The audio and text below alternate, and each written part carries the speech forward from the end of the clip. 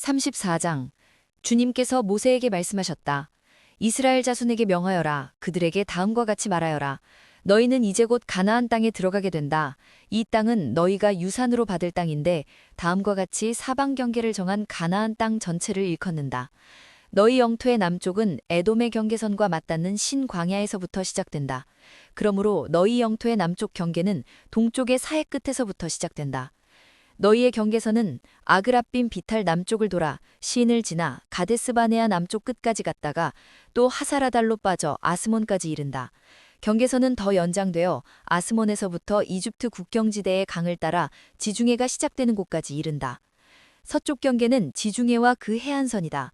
이것이 너희의 서쪽 경계가 될 것이다. 너희의 북쪽 경계는 다음과 같다. 지중해에서부터 호르산까지 너희는 경계선을 그어라. 또 호르산에서부터는 하마 너기로 경계선을 그어 스닷 끝까지 이르면 경계선은 거기에서 다시 시브론을 거쳐서 하사레난 끝까지 이른다. 이것이 너희 영토의 북쪽 경계이다. 너희 영토의 동쪽 경계를 하사레난에서부터 스밤까지 그어라. 경계선은 여기에서 더 연장되어 스밤에서부터 아인 동쪽 리블라까지 내려갔다가 동쪽의 긴네렛 바다 해변까지 더 내려간다. 거기에서 다시 경계는 요단으로 내려가 사해 끝에서 멈춘다. 이것이 너희 땅의 사방 경계이다. 모세는 이스라엘 자손에게 명령하였다. 당신들 9지파와 반쪽 지파는 주님께서 당신들에게 주도록 명하신 이 땅을 제비 뽑아 나누어 가지십시오. 르우벤 자손의 지파와 갓 자손의 지파와 므낫세 반쪽 지파는 조상 집안을 따라 유산을 받았습니다. 이 두 지파와 반쪽 지파는 자기들의 유산을 해 뜨는 쪽 여리고 맞은편 요단강 동쪽에서 이미 차지하였습니다.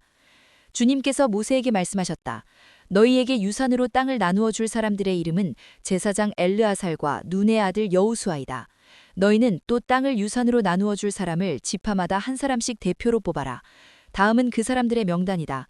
유다 지파에서는 여분네의 아들 갈렙이요, 시므온 지파에서는 암미후스의 아들 스무엘이요, 베냐민 지파에서는 기슬론의 아들 엘리다시요, 단 자손 지파에서는 요글리의 아들 붓기 족장이요, 요습 자손 가운데 므낫세 자손의 지파에서는 에봇의 아들 한니엘 족장이요, 에브라임 자손의 지파에서는 십단의 아들 그무엘 족장이요, 스불론 자손의 지파에서는 바르낙의 아들 엘리사반 족장이요, 이사갈 자손 지파에서는 아산의 아들 발디의 족장이요, 아셀 자손 지파에서는 슬로미의 아들 아히훗 족장이요, 납달리 자손 지파에서는 암미훗의 아들 브다엘 족장이다. 이들은 가나안 땅에서 이스라엘 자손에게 유산을 나누어 주도록 주님께 명령을 받은 이들이다. 35장. 여리고 건너편 요단강가의 모압 평야에서 주님께서 모세에게 말씀하셨다. 너는 이스라엘 자손에게 그들이 유산으로 받는 땅에서 레위 사람이 살 성읍들을 떼어주라고 명령하여라. 레위 사람에게는 성읍과 함께 그 주변의 목초지도 함께 주어라. 그래야만 그들이 그들의 재산인 가축대와 모든 짐승들을 그 목초지에서 기르면서 그 여러 성읍에서 살게 될 것이다. 너희가 레위 사람에게 줄 성읍들 둘레의 목초지의 범위는 각 성의 다같이 성벽 둘레로부터 2000자까지의 지역이어야 한다. 성을 중심으로 하여 성밖 동쪽으로 2000자, 남쪽으로 2000자, 서쪽으로 2000자, 북쪽으로 2000자씩을 재어라. 이것이 각 레위 사람의 성읍에 딸린 목초지이다. 너희가 레위 사람에게 줄 성읍들 가운데서 6은 도피성으로 만들어서 사람을 죽인 자가 그리로 도피할 수 있게 하고 이 밖에 별도로 레위 사람에게 42성읍을 주어라. 너희는 레위 사람에게 모두 48성읍과 거기에 딸린 목초지를 주어야 한다. 이스라엘 자손이 가지고 있는 땅을 떼어서 그것을 레위 사람에게 줄 때에는 각 지파들이 받은 몫의 비율대로 떼어내도록 하여라. 많이 가진 지파에서는 많은 성읍을 떼어내고 적게 가진 지파에서는 적게 떼어내어라. 주님께서 모세에게 말씀하셨다. 너는 이스라엘 자손에게 말하여라. 그들에게 다음과 같이 일러라. 너희가 앞으로 곧 요단강을 건너 가나안 땅에 들어가게 되거든 성읍들 가운데서 얼마를 도피성으로 정하여 실수로 사람을 죽게 한 자가 그곳으로 도피하게 하여라. 그 성읍들을 복수자를 피하는 도피처로 삼아서 사람을 죽게 한 자가 회중 앞에서 재판을 받기 전에 죽는 일이 없도록 하여야 한다. 너희가 레위 사람에게 줄 성읍들 가운데서 이들 6성읍을 너희의 도피성으로 삼아라. 그 가운데 3성읍은 요단강 동쪽에 두고 나머지 3성읍은 가나안 땅에 두어 도피성이 되게 하여라. 이들 6성읍은 이스라엘 자손은 물론이러니와 외국인이나 너희와 함께 사는 본토인이면 누구든지 실수로 사람을 죽게 한 자가 도피하는 곳이 될 것이다. 만일 쇠붙이 같은 것으로 사람을 쳐서 죽게 하였으면 그는 살인자이다. 그러한 살인자는 반드시 죽여야 한다. 사람을 죽일 만한 돌을 들고 있다가 그것으로 사람을 쳐서 죽게 하였으면 그는 살인자이다. 그러한 살인자는 반드시 죽여야 한다.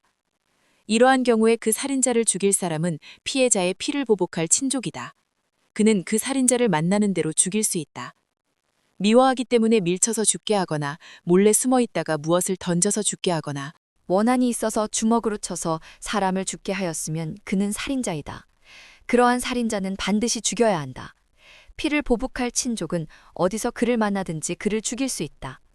그러나 아무런 원한도 없이 사람을 밀치거나 몰래 숨어 있다가 무엇을 던지거나 한 것이 아니고 잘못 보고 굴린 돌이 사람에게 맞아 그를 죽게 하였으면 그 가해자가 피해자의 원수가 아니고 더욱이 그를 해칠 의사가 전혀 없었던 것이므로 회중은 이러한 규례에 따라서 그 가해자와 피를 보복할 친족 사이를 판단해야 한다. 회중은 그 살인 혐의를 받은 사람이 피를 보복할 피해자의 친족에게서 보복을 당하지 않도록 그 살인 혐의자를 그가 도피한 도피성으로 돌려보내야 한다. 그리고 그는 거룩한 기름을 부은 성직에 임명된 대제사장이 죽을 때까지 거기에 머물러야 한다. 도피성으로 피한 그 살인자가 도피성의 경계 밖으로 나갔을 때에 마침 피를 보복할 친척이 그를 알아보고 도피성의 경계 밖에서 죽였으면 그 친척에게는 아무런 살인죄도 적용되지 않는다. 살인자는 반드시 대제사장이 죽을 때까지 도피성에 머물러 있어야 하고 대제사장이 죽은 다음에야 비로소 자기 소유지가 있는 땅으로 돌아갈 수 있다. 위에서 말한 율례는 너희가 어디에 가서 살든지 자자손손 모든 세대에 적용되는 율례이다.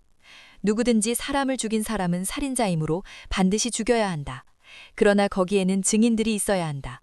오직 한 증인의 증언만으로는 어느 누구도 죽이지 못한다. 살인죄를 지었을 때에는 살인범에게서 속전을 받고 목숨을 살려주어서는 안 된다. 그는 반드시 죽여야 한다. 대제사장이 죽기 전에는 도피성으로 피한 사람에게 속전을 받고 그를 제 땅으로 돌려보내어 살게 해서는 안 된다.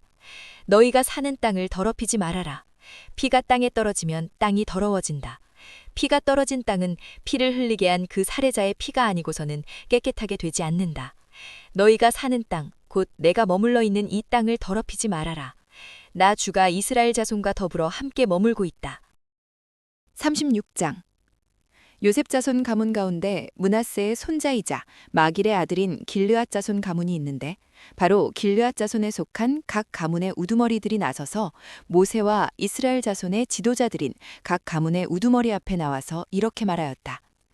이 땅을 제비 뽑아 이스라엘 자손에게 분배하여 유산을 삼게 하라고 주님께서 어른께 명하셨을 때에 주님께서는 어른께 우리의 친족 슬로브앗의 토지 유산을 그의 딸들에게 주라고 명하셨습니다. 그러나 그 딸들이 이스라엘 자손의 다른 지파 남자들과 결혼할 때에는 그 딸들이 받은 유산은 우리 조상 대대로 물려온 유산에서 떨어져 나가 그 딸들이 시집간 그 지파의 유산이 될 것입니다. 그렇게 된다면 우리 지파의 몫으로 분배된 유산의 일부를 우리는 잃고 맙니다.